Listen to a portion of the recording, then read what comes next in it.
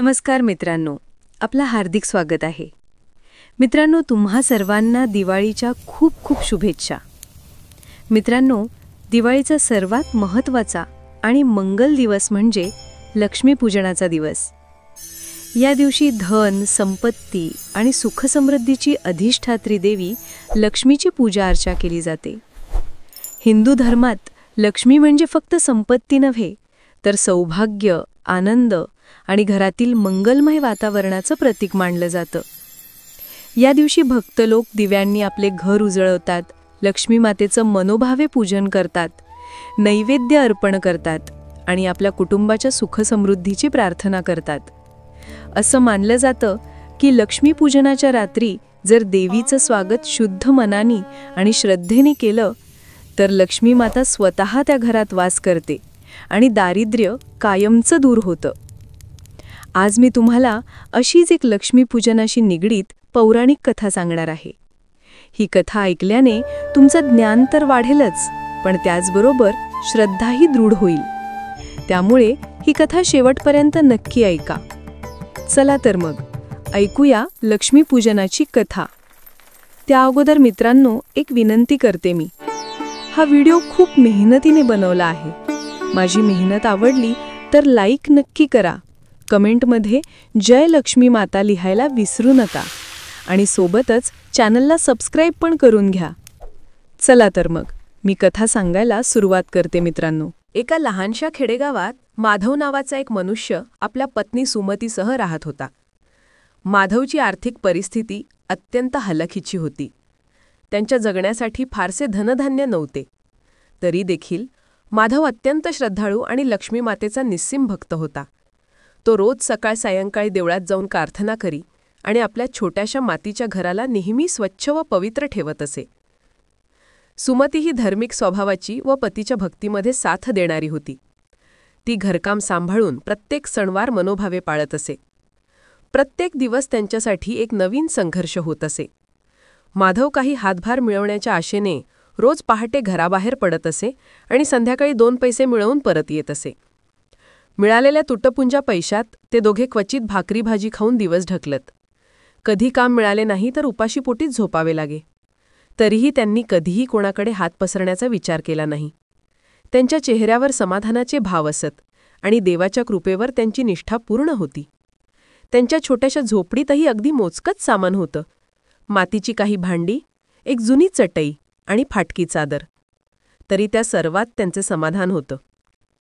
माधवला लहानपणापासूनच आईवडिलांनी शिकवले होते की स्वच्छतेत आणि शांतीतच लक्ष्मीदेवीचा वास असतो. त्याने ऐकले होते की ज्यांच्या घरात नेहमी भांडण, कलह, अस्वच्छता वा आळस असतो तिथे दारिद्र्य म्हणजे गरिबी निवास करते आणि लक्ष्मी तिथे फिरकत नाही. म्हणूनच माधव आणि सुमती नेहमी आपला घरदार स्वच्छ राखत. ते गरीब असूनही त्यांच्या घरात नेहमी लख्ख स्वच्छता असे.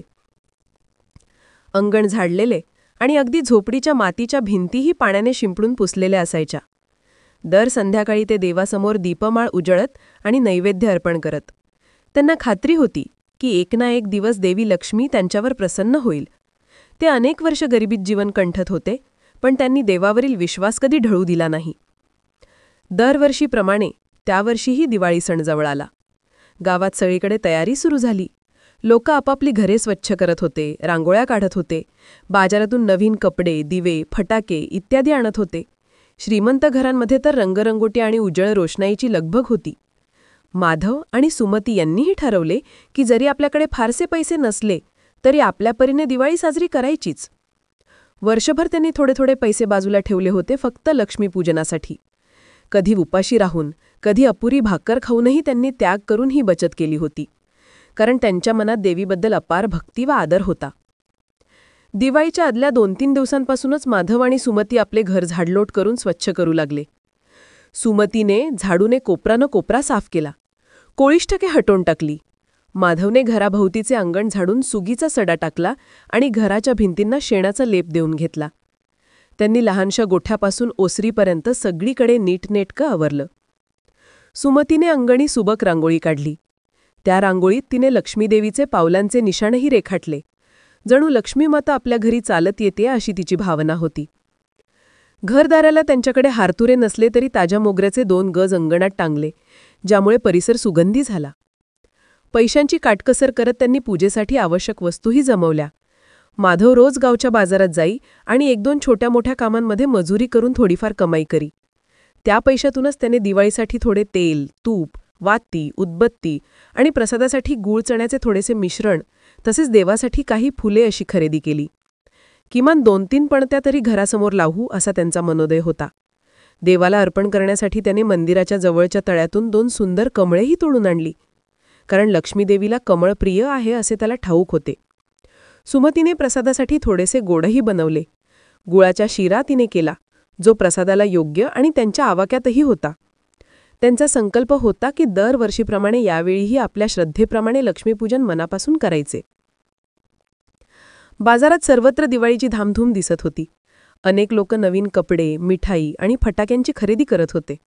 मात्र माधवचं लक्ष फक्त पूजेसाठी लागणाऱ्या आवश्यक वस्तूंवर होतं. तो त्या वस्तू घेत असताना त्याचा शेजारी हरिहर भेटला आणि आश्चर्याने म्हणाला, "काय माधव भाऊ, यावर्षी ही दिवाळीसाठी तयारी जोरात चालली आहे वाटते. तुमची परिस्थिती बेताचीच आहे ना? मग एवढे तेल, वात हे सगळं खर्च करून काय फायदा?"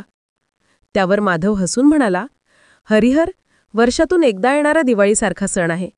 आमच्याकडे जेमतेम आहे, पण त्यातल्या थोड्या भागाने का होईना देवीची पूजा आम्ही करणारच. आनंद साजरा करायला धनाची आवश्यकता नाही, श्रद्धेची आवश्यकता आहे." शेजाऱ्याने डोके हलवून म्हटले, "तुम्ही खरंच मोठ्या श्रद्धेचे बाबा आहात हो. पण पैशांनी पोट भरतं. देवपूजेत एवढा वेळ आणि पैसा घालवल्याने काही मिळेल का?" यावर माधव गंभीरपणे बोलला, "देवपूजा ही माझ्यासाठी आनंदाची आणि कर्तव्याची गोष्ट आहे. लक्ष्मी मातेच्या कृपेनेच आपल्याला जे काही थोडेफार मिळते ते मिळते. तिचे आभार मानायलाच हवे. पैसा तर येता जाता असतो, पण भक्ती आणि समाधान मात्र अढळ राहतात. आपण आपली ऐपत नसतानाही देवीची सेवा केल्यावर देवी दुप्पट सुख देते असा माझा विश्वास आहे." हरिहरने काहीसा अविश्वासाने मान हलवली आणि तो निघून गेला. पण माधवच्या चेहऱ्यावर मात्र समाधानी श्रद्धेचे भाव चमकत राहिले. दिवाळीचा मुख्य दिवस अर्थात लक्ष्मीपूजनाची अमावस्येची संध्याकाळ अखेर उजाडली. त्या दिवशी पहाटेच दोघंही लवकर उठले. त्यांनी स्नान करून अंगणात पवित्र गंगाजल शिंपडले, तुळशीला पाणी घातले. सुमतीने एक कलश सजवून त्यात आंब्याच्या पानांचे तोरण ठेवून देवघरात नेले. तिने पूजा थाळी तयार केली, ज्यात कुंकू, हळद, अक्षता, फुले, उदबत्ती, निरांजन म्हणजे समई, तूप इत्यादी पूजा साहित्य नीट मांडून ठेवले. देवघरात त्यांनी लक्ष्मी मातेची प्रतिमा स्थापन केली होती. ती एक छोटीशी चित्रप्रतिमा होती, कारण मूर्ती घेणे इतपत पैसा नव्हता. पण त्या प्रतिमेसमोर त्यांनी निरांजनाच्या प्रकाशात चमकणारी फुलांची माळ अर्पण केली. घरातले वातावरण पवित्र सुवासांनी दरवळत. उदबत्ती आणि ताज्या फुलांचा मंद गंध सगळीकडे पसरला. संध्याकाळ होत आले तसे अंगणात अंधारू लागले. माधवने एक लहान दिवा पेटवून घराच्या उंबऱ्यावर ठेवला. दोघांनी मिळून दाराला छोटे तोरणही बांधले, हिरव्या माडाच्या पानांचे तोरण जे त्यांनी जवळच्या झाडांवरून तोडून आणले होते. सर्व तयारी झाल्यावर माधव आणि सुमती देवीची पूजा करण्यास बसले. सुमतीने लक्ष्मी मातेसमोर तांब्याच्या ताटलीत सात्विक नैवेद्य ठेवला, गुळाच्या शिऱ्याचा प्रसाद आणि काही गुलाबाची फुले. माधवने डोळे मिटून मंत्र म्हणायला सुरुवात केली, "ओम महालक्ष्म्यै नमः." मग त्याने महालक्ष्मी अष्टकातील एक श्लोक उच्चारला, "नमस्तेस्तु महामाये श्रीपीठे सुरपूजिते शंखचक्र गदा हस्ते महालक्ष्मी नमोस्तुते." आणि शक्य तितक्या भक्तिभावाने देवीची आरतीही केली. सुमतीने लहान घंटी वाजवली आणि माधवने टाळ्या देत आरतीचे गीत गायले. दोघांनी मिळून आरतीच्या गीताचा पवित्र गजर घरभर भरून टाकला आणि आरती समाप्तीला जय देवी लक्ष्मी असा एकजुटीने जयघोष केला. पूजा पूर्ण झाल्यावर त्यांनी हात जोडून देवीसमोर नतमस्तक होऊन प्रार्थना केली. त्यांच्या मनात भक्तीचा आनंद तर होता, पण परिस्थितीची मर्यादा जाणवत असल्याने हळवी भावना दाटून येत होती. पूजा आटोपल्यावर सुमतीने माधवकडे पाहत हळूच विचारले, "आपण देवीला काही मागणं मागूया का हो? इतक्या वर्षांच्या पूजेनेही आपली गरिबी काही दूर झालेली नाहीये." तिच्या स्वरात थोडा गहिवर आणि चिंता होती. माधवने शांतपणे उत्तर दिले, "देवीकडे काहीही उघडपणे मागू नये असं मला वाटतं. आपण तिची मनापासून पूजा केली की ती आपल्या नकळत आपली प्रत्येक गरज पूर्ण करील. आपलं मन उदार आणि शुद्ध असेल तर लक्ष्मी माता नक्की प्रसन्न होते. त्यामुळेच तर आपण हे सगळं श्रद्धेने करत आहोत. लक्ष्मी मातेची पूजा निरपेक्ष भावनेने करणं हे आपलं कर्तव्य आहे. ती प्रसन्न होऊन आपल्या आयुष्यात सुखसमृद्धी आणि शांतता देवो हीच आपली प्रार्थना. सुमतीने मान डोलावली तरीही तिच्या डोळ्यांच्या कडा किंचित ओलावलेल्या होत्या. त्या संध्याकाळी त्यांनी देवीला अर्पण केलेला प्रसाद दोघांनी थोडा स्वाद म्हणून ग्रहण केला. उरलेला प्रसाद त्यांनी बाजूला ठेवला. ठरवले की उद्या सकाळी तो गरजू लोकांना वाटू. त्यांच्या गुरुजींनी पूर्वी त्यांना शिकवले होते की देवाचं नैवेद्य वाटल्याने पुण्य वाढते. आता रात्र चढत चालली होती. लक्ष्मीपूजनाच्या दिवशी अखंड दिवा पेटव ठेवायचीही त्यांची इच्छा होती, पण तूप फारसे उरले नव्हते. तरीही त्यांनी शक्य तितका वेळ दिवा तेवत ठेवला. शेजारी पाजारी इतर घरांमधून फटाक्यांचे आवाज ऐकू येत होते. एखादा फुलबाजा आकाशात ओढून रंगीबेरंगी चमक उडवीत होता आणि आसपास लहान मुलांच्या टाळ्यांचा व हास्याचा किलकिलाट दूरवर ऐकू येत होता. कुठे हास्यानंदाच्या उत्सवी चर्चा चालू होत्या. माधव सुमतींच्या घरात ऐहिक थाट नव्हता, पण एक शांत समाधानी वातावरण होतं. अलिप्त पण आनंदी, भक्तिमय अशी ती रात्रीची वेळ घनगंभीर होत चालली होती. रात्र अधिक काळवंडलं तसे दोघांनी देवाजवळ पुन्हा नमस्कार करून झोपण्याची तयारी केली. ते नेहमीप्रमाणे जमिनीवर चटई पसरून झोपायचे. त्या रात्रीही सुमती स्वयंपाकघर आणि देवघर आवरून बाहेर ओसरीवर चटया घेऊन आली. ती चटई पसरणार इतक्याच तिला दरवाजाबाहेर कोणीतरी हाक मारल्यासारखे ऐकले आले. आधी तिला वाटलं की शांततेत दूरच्या आवाजाचा भास झाला असावा, पण दुसऱ्या क्षणी पुन्हा स्पष्ट हाक आली, कोणी आहे का? देवीच्या नावाने एका गरीब भुकेल्या प्रवाशिणीला आसरा मिळेल का? माधव आणि सुमतीने एकमेकांकडे बघितले. दार आतून बंद केलेलंच नव्हते, कारण माधवने दिवसभर दार उघडं ठेवलं होतं. दिवाळीसारख्या शुभदिनी दार बंद करू नये, कदाचित देवी लक्ष्मी स्वयं आपल्या घरी येईल असा त्याचा विश्वास होता. सुमतीने आवाज ऐकताच पटपट दाराकडे धाव घेतली आणि कडी उघडून दरवाजा पूर्ण उघड केला. द्वाराशी एक वृद्ध माता उभी होती. अंधुक चांदण्यात आणि ओसरीवरच्या दिव्याच्या मेणमेणत्या प्रकाशात सुमतीला तिचं रूप दिसले. वृद्ध माता, अंगावर फाटकी मळकी लुगडी, केस पांढरके आणि चेहऱ्यावर काळजीच्या रेषा. तिच्या हातात एक छोटेसे गाठोडे होते आणि ती अतिशय थकलेली भासत होती. सुमतीने हाक मारून म्हटले, माधव इकडे या हो, कोणीतरी आपल्याकडे आसऱ्याला आले आहे. माधव वाटल्या देवघरात दिवा व्यवस्थित ठेवत होता. बायकोचा आवाज ऐकताच तो बाहेर आला. दारात उभ्या त्या मातेला पाहताच तो तत्परतेने पुढे झाला. वृद्ध स्त्री थरथरणाऱ्या आवाजात म्हणाली, बाळांनो, मी एक वयोवृद्ध गरीब बाई आहे. काहीच आप्त नातेवाईक नाहीत. भिक्षा मागत गावोगावी भटकते. 2 घास अन्न मिळेल आणि थोडी रात्र निवाऱ्याची जागा मिळेल का? आज दिवाळीच्या शुभरात्री रस्त्यात एकटीने राहायला मला घाबरं घालवत होतं. तुमच्या घराचा दिवा दूरून लुकलुकताना पाहिला म्हणून धीर करून तुमच्या अंगणात आले. तिच्या स्वरात थकवा आणि आशा दोन्ही होत्या. माधव सुमतीचं मन तिची व्यथा ऐकून भरून आलं. इतक्या रात्री एक वृद्ध स्त्री आसरा मागतीये आणि तीही दिवाळीच्या रात्री. याहून पुण्याची गोष्ट ती काय असेल की एखाद्या गरजूला आश्रय द्यावा. माधवने दोन्ही हातांनी नम्र नमस्कार करून म्हातारीला आत येण्याचे आग्रहाचे आमंत्रण दिले. आई, आत या. ही तुमचीच झोपडी समजा. अशी बाहेर थंडीत उभं राहू नका. सुमतीने धावपळ करून ओसरीवरच एक चटई अंथरली आणि मायेने म्हणाली, आजीबाई या बसा. अहो माधवा, पाणी आणा लोट्यात. माधव लगेच तांब्याच्या लोट्यात विहिरीचं थंड पाणी घेऊन आला. वृद्ध स्त्रीने 2 घोट पाणी पिऊन संथ श्वास घेतला.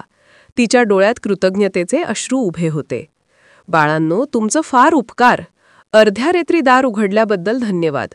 मी बराच वेळा अंधारात इकडे तिकडे फिरत होते, पण बऱ्याच घरांचे दरवाजे बंद होते. तुमच्या घरातील दिव्याने मला आशा दिली. खरंच, जिथे दिव्याचा प्रकाश तिथे देवाचा वास असतो, अशी माझ्या आईची शिकवण होती. आज ती तुमच्यासारख्या देवमाणसांना पाहून खरी वाटतेय. वृद्धा प्रेमाने बोलत होती.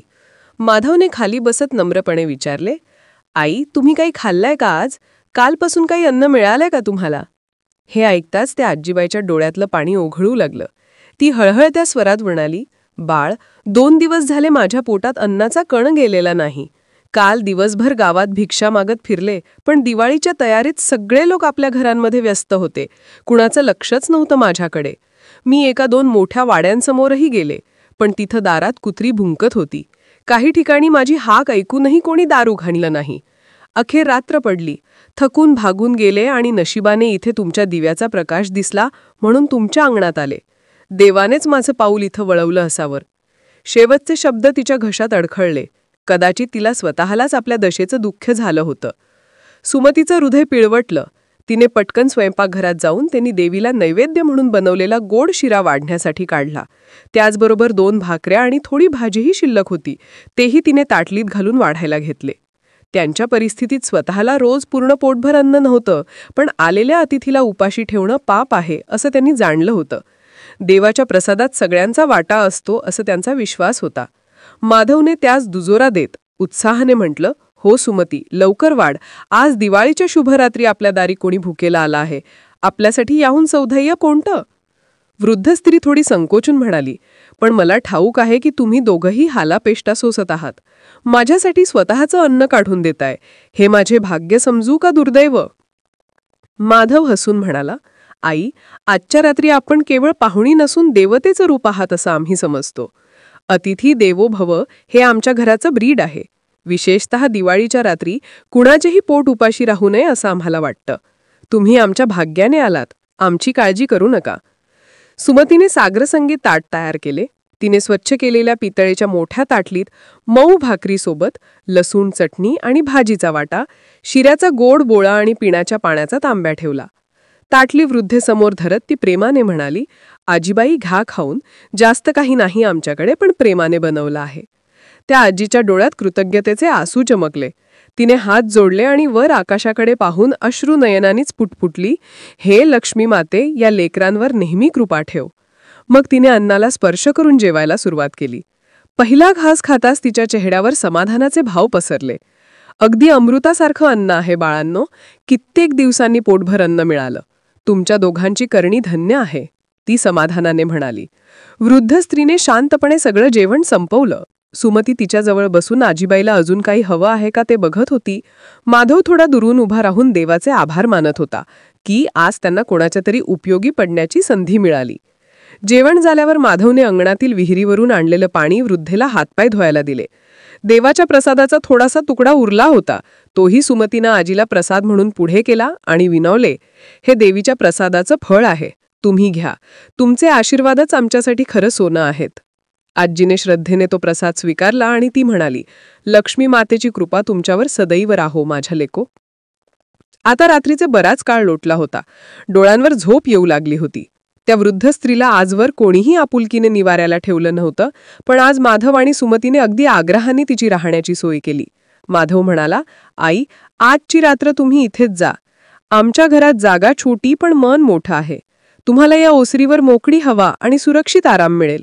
मी तुमची चादर उशीची सोय करतो." म्हातारीनेही थकलेल्या मनाने होकार भरला. इतकी वर्ष रात्र रस्त्यावर काढणाऱ्या त्या वृद्धेला या दाम्पत्याच्या रूपाने जणू मुलगी जावळ किंवा मुलगाच घेतल्यासारखं वाटलं. माधवने आज जाऊन आपल्या झोपण्याची चटई आणि उशी आणून ओसरीत घातली. त्याने एकमेव असलेली जुनी पण उबदार घोंगडी देखील आणून तिच्यासाठी अंथरली. सुमतीने कापसाची एक स्वच्छ चादर वृद्धेच्या अंगावर पांघरली. आजीबाई ते दोघांकडे पाहत होती. या गरीब दाम्पत्याच्या डोळ्यात जेवताही आत्मीयता आणि करुणा तरळत होती. तिने पुन्हा मनोमन देवीला धन्यवाद दिले आणि त्या मायेने भरलेल्या वातावरणात शांतपणे निजली. माधव आणि सुमतीनेही आता विसावा घ्यायचे ठरवले. ते घराच्या आतील भागात जमिनीवर चटई टाकून शेजारीच झोपले. अंगणातला दिवा मध्यरात्रीपर्यंत तेवत होता. नंतर तेल संपल्याने तो विझला. मात्र त्या रात्री माधवच्या मनात एक विलक्षण शांततेचा भाव होता. दिवसभर देवीची पूजा केली, संध्याकाळी लक्ष्मी मातेला आव्हान केलं आणि रात्री एका गरजूला अन्न आश्रय देण्याचे भाग्य लाभले. हे सारे ईश्वराची कृपा आहे असे तो मानत होता. झोपेत जाण्यापूर्वी त्याने देवाचे मनोमन आभार मानले. त्याच्या नकळत त्या लहानच्या घरात त्या रात्री एक अद्भुत लीला घडणार होती. पहाटेची वेळ झाली, अगदी ब्रह्ममुहूर्ताची. गावभर अजून काळोख दाटला होता. इतर घरोघरी सर्वजण गाढ निद्रेत होते. माधवच्या अंगणातील तुळशीजवळ एक थंड वाऱ्याची झुळूक हळूच येऊन गेली. त्या गारव्याने ओसरीवर झोपलेल्या आजीबाईंना जाग आली. त्यांनी संथपणे डोळे उघडून इकडे तिकडे निरखून पाहिलं. सर्वत्र शांत, निवांत अंधार होता. देवघरातला निरांजनाचा दिवा तूप संपत आल्यामुळे मिणमिणत होता. त्या अल्प प्रकाशात वृद्धेने सावकाश उठून बसकण मारली. तिच्या चेहऱ्यावर आता एक अनोखं तेज चमकत होतं. तिने अंथरलेल्या चटईवरून पाय खाली ठेवले आणि अलगद उभी राहिली. ती पावलांनी देवघराकडे चालली होती. लक्ष्मी देवीच्या चित्रप्रतिमेकडे तिने एक क्षण एकटक न्याहाळून पाहिले. तिच्या तोंडावरील शांत, मंद स्मित आणि डोळ्यांतील अपार वात्सल्य दिसत होते. तिने हळुवारपणे पुढे हात नेले आणि समईतील ज्योतीच्या थरथरत्या प्रकाशाजवळ नेले. तेवढ्यात चमत्कार घडू लागला. त्या मिणमिणत्या प्रकाशात वृद्धेचे रूप पालटू लागले. तिचे केवळ केसच नव्हे तर संपूर्ण देह सुवर्ण कांतीने चमकू लागला. चुरवालेली जुनी साडी नाहीशी झाली आणि अंगावर रत्नजडित दिव्य वस्त्र प्रकट झाले. थकलेले सुरकुतलेले शरीर एका दिव्य सौंदर्याच्या रूपात परिवर्तित झाले. डोळ्यांसमोरच ती वृद्ध स्त्री दिव्य तेजस्वी स्त्रीरूप धारण करत होती. क्षणाभरातच सोनेरी आभाळी आभा चहूबाजूनी चमकू लागली आणि त्या जागी ऐश्वर्य, सौभाग्य आणि करुणेचा अवतार उभा राहिला. होय, ती कोणी साधी वृद्ध नव्हती, ती स्वयं लक्ष्मी देवी होती, जिला आपल्या प्रिय भक्तांची परीक्षा घ्यायची होती. लक्ष्मी मातेने आता आपल्या सगुण रूपात अवतार घेतला. तिच्या 4 भुजा प्रकट झाल्या. प्रत्येक हातात कमळाचे फूल आणि वरदभाव दिसत होता. सुगंधित कमळांनी सजलेला मुकुट तिच्या डोक्यावर शोभत होता आणि अंगावर किरणांसारखे तेज सोडणारे अलंकार होते. तिच्या कानांमध्ये रमणीय कुंडल चमकत होती आणि गळ्यात सुवासिक कमळ फुलांची माळ विराजमान होती. त्या देवतेने समयीतील अखेरच्या ज्योतीकडे पाहून आशीर्वादाची मुद्रा दाखवली. लहानशा घरात देवीचे तेज काही क्षण विसावले. त्या पवित्र झाळाळीने समयीची ज्योत उजळून उठली. लक्ष्मी मातेचे भाऊक डोळे घरभर फिरले. छोटंसं स्वच्छ घर, साधी पण निष्ठेची पूजा आणि कोपऱ्यात एकत्र शांतपणे निजलेले माधव आणि सुमती यांचे चेहरे. हे दृश्य पाहून देवीच्या मुखावर वात्सल्यपूर्ण स्मित उमटलं. तिने जाणलं की रात्रभर भटकूनही फक्त या भक्त दाम्पत्यानेच तिला प्रेमाने आसरा दिला. त्यांच्या या निस्वार्थ सेवाभावामुळे लक्ष्मीदेवी परम प्रसन्न झाली होती. तिच्या ओठातून मृदू वाणी बाहेर आली. शुभम भवतु. जिथे अशी श्रद्धा, शुद्ध मन आणि करुणा आहे तिथे मी सदैव वास करते. देवतेचे आशीर्वाद वचन जणू आकाशवाणीप्रमाणे त्या घरात निनादले. यानंतर लक्ष्मी मातेने समोर ठेवलेल्या ताटलीकडे दृष्टिक्षेप केला. ही तीच ताटली होती ज्यावर सुमतीने प्रेमाने वृद्धेस जेवण वाढले होते. देवीने आपला कोमल कर त्या ताटलीवर ठेवला. आश्चर्याचा साक्षात्कार. ती पितळीची ताटली क्षणात सोन्याची बनून तळपू लागली. साध्या धातूचे तेजस्वी सोनं झाले. पुढे देवीने आपल्या उजव्या हाताच्या वरदहस्तातून जणू सोन्याच्या नाण्यांचा वर्षावच केला आणि काही सोन्याची नाणी खणखणत त्या सुवर्ण ताटलीत पडली. मग लक्ष्मी मातेने घराच्या कोपरेत ठेवलेल्या धान्याच्या माठाकडे लक्ष दिलं. तो माठ अर्धवट रिकामा होता. देवीने प्रसन्न हास्य करत त्याच्यावर प्रेमळ कर फिरवला. क्षणातच तो माठ लवलवला आणि त्यातून सुगंधित तांदूळ आणि गहू खाली ओसंडू लागले. रिकामा असलेला धान्याचा माठ आता शीतल धान्यांनी पूर्ण भरून गेला. घरभर शुभ्र तांदळाचे आणि सोनेरी गव्हाचे दाणे पसरले. आता या भक्तांच्या घरात धनधान्याची कधीच कमतरता राहणार नव्हती. लक्ष्मी मातेची कृपादृष्टी त्यांच्या संपूर्ण घरावर झाली होती. जिच्या सावलीने त्या घरावर दारिद्र्याचा अंधार पडला होता ते दारिद्र्यही त्या दिव्य प्रकाशाने घाबरून कायमचे पळून गेले. इतक्यात बाहेर पूर्वेकडील आकाशाचा रंग किरमिजीसर होत आला होता. प्रातःकाळाचे पहिले किरण दूर आसमंतात पसरू लागले होते. लक्ष्मी मातेने मान वर करून पूर्वेला पाहिले. रात्र आता संपत आली होती आणि तिचे कार्यही पूर्ण झाले होते. तिच्या चेहऱ्यावर संतोषाचा भाव होता. तिने मंद पावलांनी दाराकडे प्रस्थान केले. घराचे दार थोडेसे अधवट उघडेच होते. देवी क्षणभर उंबरठ्यावर थांबून मागे वळून पाहते. माधव आणि सुमती अजूनही शांत गाढ झोपेत होते. देवीने त्यांच्या दिशेने कर जोडून त्यांना अखंड सुखसमृद्धीचा आशीर्वाद दिला. पुढच्याच क्षणी एक उज्ज्वल प्रकाशाची लहर उमटली आणि मंद कमळ फुलांचा सुरेख सुगंध दरवळला. त्या सुवासिक प्रकाशाबरोबर देवी लक्ष्मीचे तेजस्वी रूप अदृश्य झाले. त्याच क्षणी मंद नुपुरांचा स्वर घरभर रुंजी घालून गेला. सुमती अर्धवट जागी होऊन तो दैवी नाद ऐकल्यासारखा क्षणभर वाटला, पण लगेच ती पुन्हा गाढ झोपेत गेली.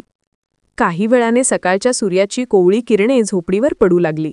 घरटी गेलेल्या पक्ष्यांचा चिवचिवाट सुरू झाला आणि दूर कुणाच्या अंगणात सडा घालण्याचा आवाज येऊ लागला आणि गावातील मंदिरात पहाटेच्या काकड आरतीचा मंगल घंटानाद घुमू लागला. गावात सर्वत्र नवीन दिवस उजाडल्याची चाहूल लागली. माधवची पहिली जाग झाली. जागता क्षणी त्याच्या मनात रात्रीचा प्रसंग तरळून गेला. तो पटकन उठून बसला आणि शेजारी झोपलेल्या सुमतीकडे पाहू लागला. सुमतीही हळूहळू डोळे चोळत उठत होती. अचानक दोघांना काहीतरी आठवल्यासारखे झाले. होय, काल रात्री घरात त्यांनी एका आजीबाईला झोपवले होते. आजीबाई! तो ओसरीवर चटईवर आता कोणीच नव्हते. उशी आणि चादर जागच्या जागी होती, पण आजीबाई कुठेच नव्हती. क्षणभर ते दोघेही थबकले. एवढ्या पहाटे आजीबाई निघून गेली? आणि आश्चर्य म्हणजे माधव किंवा सुमती दोघांपैकी कोणीच त्यांचे जाण्याचा आवाज ऐकला नाही. बहुतेक उठून गेल्या असतील. आपल्याला न उठवता. काही लोक लवकर चालते होतात. त्या वृद्ध आहेत ना, सुमती म्हणाली. तरीही तिचा आवाज आश्वस्त नव्हता. तिला थोडे वाईटही वाटले की वयस्कर बाई एकटीच गेली. माधव काहीतरी वेगळाच विचार करीत उभा राहिला होता. त्याचा चेहरा गंभीर झाला आणि नजर इकडे तिकडे शोधू लागली. सुमती, त्या गेल्या तर गेल्या, पण हे काय बघतेस? त्याने आश्चर्यचकित नजरेने खाली दिशेला सूचक इशारा केला. सुमतीने त्याच्या नजरेचा पाठलाग करून पाहिलं आणि तिच्या तोंडून हलकीशी किंकाळीच बाहेर पडली. त्यांच्या देवघरासमोर वापरलेली पितळेची पूजा ताटली ओसरीवर जमिनीवर ठेवलेली होती. पण ती ताटली आता पितळीसारखी दिसत नव्हती. पूर्णपणे सोन्यासारखी लखलख चमकत होती. सुमतीने पुढे होऊन ती ताटली हातात उचलली. विश्वास बसत नव्हता. ताटली खरंच सोन्याची झाली होती. तिचा झळाळता सोनेरी रंग आणि वजनही वाढलेले जाणवत होते. सुमती भारावून जाऊन पतीकडे पाहू लागली. माधवनेही आपल्या हातात ती ताटली घेऊन निरखून पाहिले. ही आपलीच ताटली आहे ना? आणि आता हिचं सोनं कसं झालं? तो अचंबित होत म्हणाला. सुमतीचे लक्ष ताटलीतल्या आणखी एका गोष्टीने वेधून घेतले. ताटलीच्या आत काही चमचमती वस्तू पडल्या होत्या. माधवा, पहा तर, हे काय आहे? तिने आश्चर्याने कानावर हात ठेवत उद्गारले. माधवने अलगद ताटलीतल्या त्या वस्तू बाहेर काढल्या. त्यांच्या हातात काही लहान लहान गोल चकत्या प्रकाशात चमकत होत्या. त्या शुद्ध सोन्याची नाणी होती. एक एक सोन्याचं नाणं नवीन कोरीव टोकदार वाटत होतं. माधवने एक नाणे उचलून दातावर चावून पाहिले. ते खरंखुरं सोनं होतं यात शंका नव्हती. इतकं शुद्ध सोनं त्याने आयुष्यात प्रथमच बघितलं. हे सगळं आपल्याकडे कुठून आलं? सुमती अजूनही गोंधळलेल्या अवस्थेत पुटपुटली. तिला तर हे एखादे स्वप्नच चाललंय की काय असं वाटत होते. माधवच्या अंतर्मनात मात्र आता सत्याची प्रकाशित जाणीव उगम पावली. त्याने दोन्ही हात कपाळावर नेले, डोळे मिटले आणि ती सोन्याची ताटली जमिनीवर ठेवून गुडघ्यावर टेकला. त्याच्या तोंडून भावनांच्या भरात एकच शब्द बाहेर पडला. लक्ष्मी माता. सुमतीनेही त्याच क्षणी अंतरंगी काहीतरी ओळखले. तिने आश्चर्यचकित होऊन विचारले, माधवा, काय म्हणता तुम्ही? म्हणजे काल रात्री आपल्याकडे जेवायला आलेली आई ही लक्ष्मी माता होती? माधवने डोळ्यातले अश्रू पुसत धीटपणे मान डोलावली. हो सुमती, हे बघ, दुसरं कोण आपल्याला असं वरदान देणार? काल ज्यांना आपण वृद्ध भिकारी समजलं ती कोणी साधीसुधी नाही तर धनाची अधिष्ठात्री लक्ष्मी माता स्वतः आपल्या दारी आली होती. त्याने त्या सोन्याच्या नाण्यांकडे हात जोडून नमस्कार करत म्हटलं, देवीने आपल्या प्रेमाचा आणि सेवाभावाची दाद अशी दिली आहे. हे ऐकताच सुमतीच्या अंगावर शहारे आले. तिच्या डोळ्यातून आनंदाश्रू उघळू लागले. तिने दोन्ही हातांनी मुख आच्छादित केले आणि स्तब्ध झाली. काही क्षणांनी ती भावनांनी भरून म्हणाली, खरंच हो, आपल्यावर देवीची महती कृपा झालीय. काल आपण दिवसभर लक्ष्मी देवीचं नाव घेतलं, पूजा केली आणि रात्री लक्ष्मी माताच आपल्या घरी पाहुणी बनून आली होती. देवीने आपली भक्ती व्यर्थ जाऊ दिली नाही. सुमतीने अश्रू पुसत पुढे माधवचा हात हातात घेतला आणि कृतज्ञतेने म्हणाली, काल रात्री आपण देवीकडे काही मागू नका असे म्हणालात, ते अगदी खरं ठरलं. आपण काहीही न मागता लक्ष्मी मातेने आपल्याला सर्व काही दिलं. माधवने आनंदाने पण नम्र स्वरात उत्तर दिलं, मी म्हटलं होतं ना तुला, लक्ष्मी माता आपल्या भक्तांची कधीच उपेक्षा करत नाही. ती आधी त्यांची परीक्षा पाहते, पण वेळ आल्याने त्यांच्या भक्तीची लाज राखतेच. बघ, आपण न मागता तिने आपल्या घराला धनधान्याने भरून टाकले आहे. त्याच्या स्वरात देवीप्रती अपार कृतज्ञता होती. ते दोघे थोड्या वेळासाठी भावनांनी ओथंबून गेले होते. दोघांचेही शरीर रोमांचित झाले होते.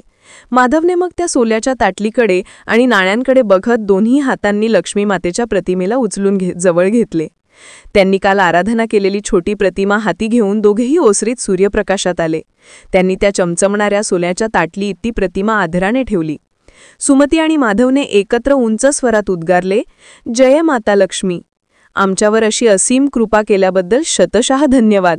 त्यांच्या हृदयात कृतज्ञतेचा आणि आनंदाचा महापूर आला. माधवने लक्ष्मी मातेच्या मूर्तीला पुन्हा कपाळाला लावून नमस्कार केला. जगदंबे, आजपासून तुझ्या कृपेने आम्ही सर्व दुःख दैन्यातून मुक्त झालो आहोत. तुझे उपकार जन्मोजन्मी विसरणार नाही. आम्ही सदैव तुझी भक्ती आणि सेवा करू, तो उचुंबळून म्हणाला. सुमतीही पूर्णतः भावविभोर होऊन देवीसमोर नतमस्तक झाली. दोघांच्या डोळ्यातून आनंदाश्रू थांबत नव्हते. त्या स्वच्छ छोट्याशा झोपडीत देवधन्यता आणि आनंद भरून राहिला. आठवड्याच्या सुरुवातीलाच ही अप्रतिम बातमी शेजाऱ्यांच्या लक्षात आली. वृद्ध आजीबाईबद्दल आणि सापडलेल्या सोन्याबद्दल माधवने अनभिज्ञ गावकऱ्यांना फार सांगितलं नाही, कारण त्याला ठाऊक होतं की हा सर्व प्रकार अगदी दैवी आणि वैयक्तिक कृपेचा भाग आहे. परंतु जे काही निवडक लोकांना कळलं त्यांना हे समजून चुकलं की माधव आणि सुमतीच्या सत्कर्म आणि श्रद्धेमुळेच हे सुख त्यांना लाभलं आहे. अनेक जण त्यांचे अभिनंदन करण्यास आले. काही गावकरी नमूद करू लागले, माधव भाऊ, तुम्ही जसा सच्चा भक्त दुसरा नाही, म्हणूनच तुमच्याकडे स्वयं लक्ष्मी देवी पावली. तर काही ज्येष्ठ सुमतीला सांगू लागले, सुने, तू नेहमी म्हणायचीस ना, घर नीट स्वच्छ ठेवलं की धन येतं, बघ तुझंच खरं झालं. एक वृद्ध हसत म्हणाला, देव जेव्हा देतो तेव्हा छप्पर फाडून देतो, हे उगाच नाही म्हणत. लक्ष्मी मातेनं तुमच्या झोपडीचं रूपांतर सोन्याच्या महालात केलं आहे. सुमती नम्रतेने हे सारे कौतुकाचे शब्द ऐकत होती. तिला मनी माहीत होतं की हे सगळं काही लक्ष्मी मातेचीच लीला आहे. त्या दिवसापासून माधव आणि सुमतीचे दिवस बदलले. अचानक लाभलेल्या त्या सोन्याच्या नाण्यांनी किंवा सुवर्ण ताटलीने त्यांनी कोणताही आडंबर केला नाही की उधळपट्टीही केली नाही. प्रथम ते दोघे गावच्या देवीच्या मंदिरात गेले आणि त्या सोन्यापैकी काही नाणी देवीच्या चरणी भक्तिभावाने अर्पण केली. उलट दोघांनी खूप विचारीपणे आणि समजुतीने त्या संपत्तीचा उपयोग केला. प्रथम त्यांचे जीर्ण झालेले झोपडीची डागडुगजीत करून मजबूत घरकुल बनवले. मग त्यांचे काही किरकोळ देणी किंवा उधारी असतील तर ती त्यांनी चुकती केली. उरलेल्या पैशातून त्यांनी गावातलीच एक लहानशी शेतजमीन विकत घेतली आणि त्यावर कठोर परिश्रमाने पीक पिकवू लागले. काहीच महिन्यात त्यांच्या शेतातून भरघोस उत्पन्न मिळू लागले. पुढे त्या धनाने त्यांनी एक गाय आणि काही कोंबड्या घेतल्या, ज्यामुळे घरात दूध आणि अंड्यांचीही भर पडली. लवकरच त्यांच्या घरची गरिबी पूर्णपणे नाहीशी झाली आणि ते सुखाने जगू लागले. त्यांच्या श्रमांमुळे आणि देवीच्या आशीर्वादाने 2च वर्षात माधवचे कुटुंब गरीब शेतमजुरातून भक्कम शेतमालकांमध्ये सामील झाले. गावातील लोकही आता त्यांचा मान करू लागले. पण एवढे सर्व लाभ मिळूनही माधव आणि सुमतीने कधी गर्व केला नाही की उदार वृत्तीला तसेच धरून ठेवलं. त्यांच्या घरी जे काही गरजू किंवा भुकेले यायचे त्यांना हे दाम्पत्य मनापासून मदत करेत. उलट संपन्न झाल्यावर ते अधिकच दानशूर झाले. गावात एखादा आजारी असो वा गरीब विद्वान असो, माधव आणि सुमती असे लोकांसाठी औषधोपचार आणि अन्नाची व्यवस्था करू लागले. लक्ष्मी देवीने दिलेल्या धनाचा उपयोग त्यांनी परोपकारासाठी देखील केला.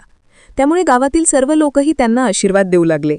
माधव आणि सुमतीला मनोमन खात्री होती की हे सर्व सुख त्यांच्या निस्वार्थ भक्तीमुळेच मिळाले आहे.